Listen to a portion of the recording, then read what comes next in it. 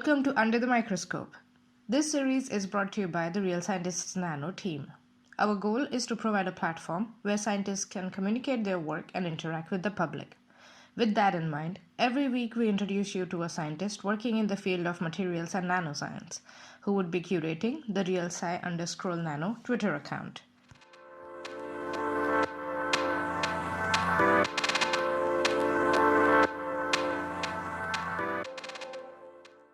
Hi everyone, today we have with us Haley Harrison, who is a doctoral candidate of nanoscience at the University of North Carolina at Greensboro. Hi Haley, how are you doing? Hi, I'm doing well. Wonderful. Let's start by understanding your scientific journey. So how did you end up in your current research field? So when I was an undergrad, I was a physics major. Um, and as I went through physics, I kind of felt like I didn't enjoy studying physics because everything was so theoretical Mhm. and there wasn't really any sort of application for me. Of course, as I went through my career, I realized that there are some other, experimental physics applications.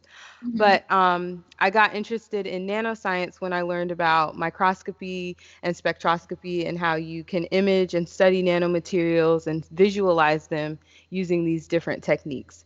Mhm. Um, so during I went into a master's program to study earth science, and I worked with water remediation using carbon nanomaterials. And that was a lot of fun. And so then I continued to have more and more interest, and I decided to focus more on nanoscience for my PhD. And so now I'm studying, instead of carbon nanotubes, I'm studying boron nitride nanotubes and hexagonal boron nitride nanomaterials. Mhm. Um, and so it's a lot of fun. Ah, that's quite an interesting thing. I started from physics. I mean, physics also does nanoscience, but it sounds really cool. So you did carbon nanotube water treatment with what was that? Yes. Yes. So we were studying using carbon nanotubes that were functionalized with titanium dioxide. They were doped with the titanium dioxide. And so we were looking at using UV light and heat to remove pollutants from water. Uh-huh. Okay. Yeah. So, it's fun because, of course, we still have the same problems with dispersing the carbon nanomaterials into solutions for filtration and things like that. So that was kind of like where my interest was piqued Mm-hmm. for that kind of research. Okay, yeah, that does sound interesting. I do want to talk to you more about the boron nitride nanotubes and how you make them not dissolve, but more liquid friendly because Yes. they're like hydrophobic. I'm assuming hexagonal boron nitrides are also hydrophobic. The hexagonal boron nitride is less hydrophobic than the nanotubes, but yes, Okay. it's a All right. little. Okay, let's talk a bit more about that later. Okay. Moving on to so your current research. I mean, you have done quite an interesting research project so far. But your current research, so where does it fall in this big picture of materials or nanoscience? It falls into the surface chemistry and surface modification. Um, so I basically, well, so yeah, surface modification, surface chemistry, and then kind of how we can implement using the nanomaterials once they've been functionalized and their surface has been made more compatible with other materials. Mm-hmm. So that's kind of, I guess it's two separate Mm-hmm. So surface areas. of nanotubes or 1D materials along those lines, somewhere. Yes. Mm-hmm. Okay. All right. That sounds does I can't get over how cool the boron nitride nanotubes. This is a new concept for me, completely. Yeah. I just can't get over that. So, but it does sound to me that you are doing a lot of interesting experiments, or you are involved with a lot of interesting research projects as well. And What I want to ask you now is, could you pick one research project which you're most proud of, or the most quirky or fun one? I'm sure it's quite difficult. I've been a scientist myself. I know it's difficult to pick one, but if you have to, could you pick one and explain it to us in simple words in the section we call "In Other Words"? So, I am most proud of my work with aerogels. Okay. So, one thing about boron nitride nanomaterials is that they are really hydrophobic and they really like to stick to each other. And Yeah. so a lot of people want to see is how we can disperse boron nitride nanomaterials. So that includes boron nitride nanotubes and then the hexagonal platelets and particles into solvent so that they can be made compatible with different systems. Mhm. And so aerogels are fun because they start out as a liquid and then over time they start out as a solution called sol gel and then they will turn into a gel and then you dry them and stuff like that. So it's interesting, but the process is really complicated and really hard to control. So for me, I thought that was fun because aerogels are interesting. Boron nitride is complicated. And Mhm. so if we are able to figure out a way to kind of disperse the boron nitride into a favorable solvent, would we be able to kind of make an aerogel? And so that's fun because you know whether or not you have an aerogel if you have at the end, if you have a gel, like Jello, if you have a gel, or if you still have a solution. So it was Mhm. kind of an easy indicator for me, like, oh, this worked, oh, this doesn't work. And so, I could do that for hours, and that's just so fun. It sounds to me that like a magician is trying to perfect their magic trick. Yeah, Yeah? basically, yeah. At some point you figure it out and you're like, okay, that's the recipe. That's how I make the aerogel. Exactly, exactly. So, Okay, wonderful, wonderful. So let's move away from research lab a little bit and go towards teaching. Um, do you teach or would you like to teach? And if you would like to teach, what kind of courses do you see yourself teaching? I have not taught any classes up until this point, but I would love to teach. And I think that the kind of courses that I would kind of look at would be, teaching surface chemistry courses and studying interfacial chemistry and interfacial forces. And actually, now that I think of it, I think that it would be fun to teach a sol gel chemistry course too. That would be fun.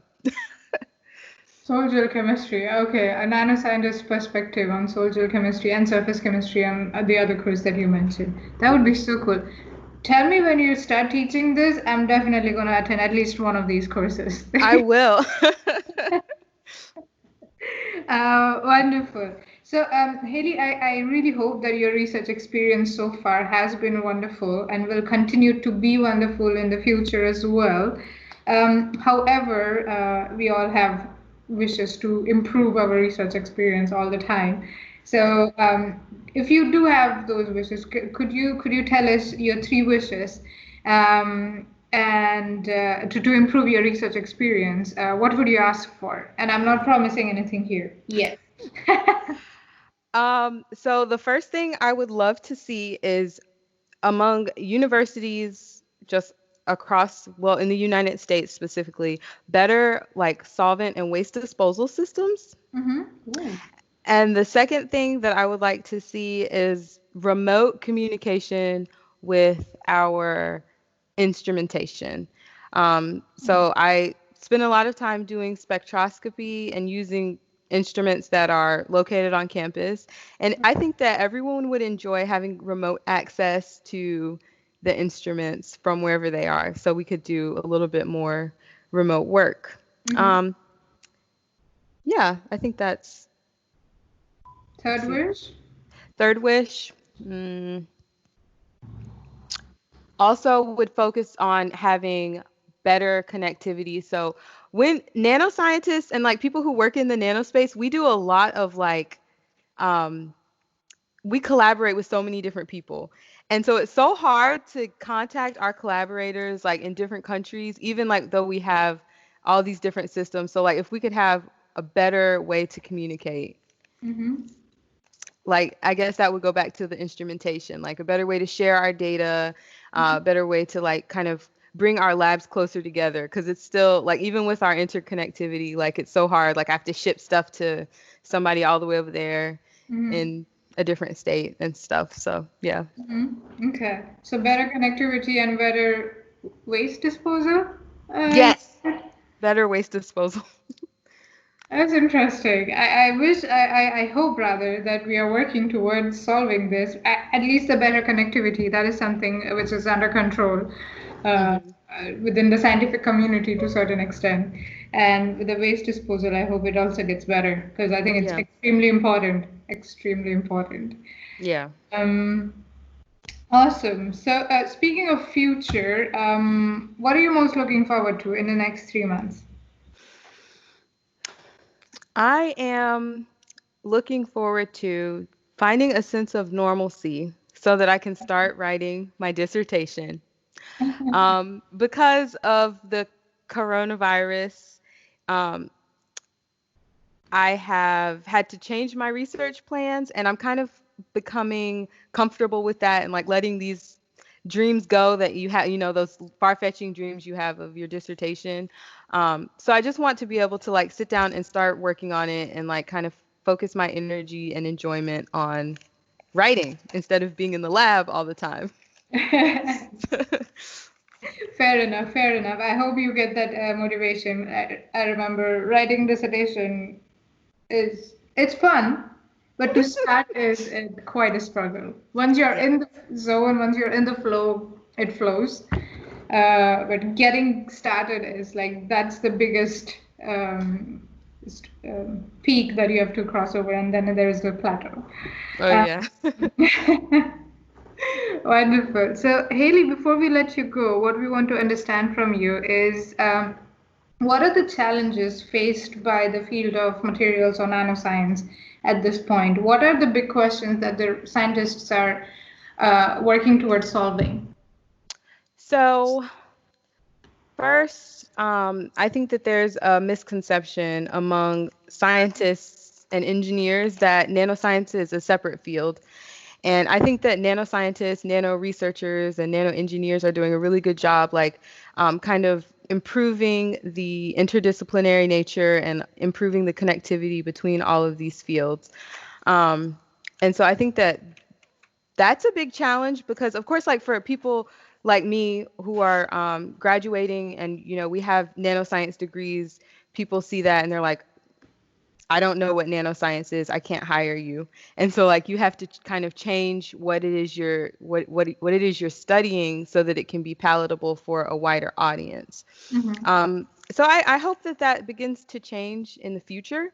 But then the second thing I think is going to be very important. So like as I was actually just thinking, so like people are really interested in quantum now. But for the nano space, we have a huge opportunity to kind of improve how nanomaterials are implemented into lots of different materials and devices to improve different properties, like structural properties. So I think that the nanochemistry aspect of the materials research is going to be really important in the next 5 to 10 years for materials development. Coming from a physicist, a past physicist, that's quite a it's quite encouraging. Yeah, absolutely. I completely agree with you with the and resonates what you mentioned with the having to explain people what does your degree mean in nanoscience. Yeah. We are not we don't work in silo. We work Yeah. at the interface of on a broader term, natural and life sciences to a Right. certain extent. So we are interdisciplinary. We are not like a different house and different set of knowledge in our brains. Yeah, absolutely. I completely agree with you on that. Yeah. Uh, and I want to say that it has been lovely speaking with you, Haley. I learned a lot myself, and we are extremely delighted and looking forward to having you on Real Scientist Nano. Thank you for speaking with us. Yes, thank you. Thank you for inviting me. Thank you.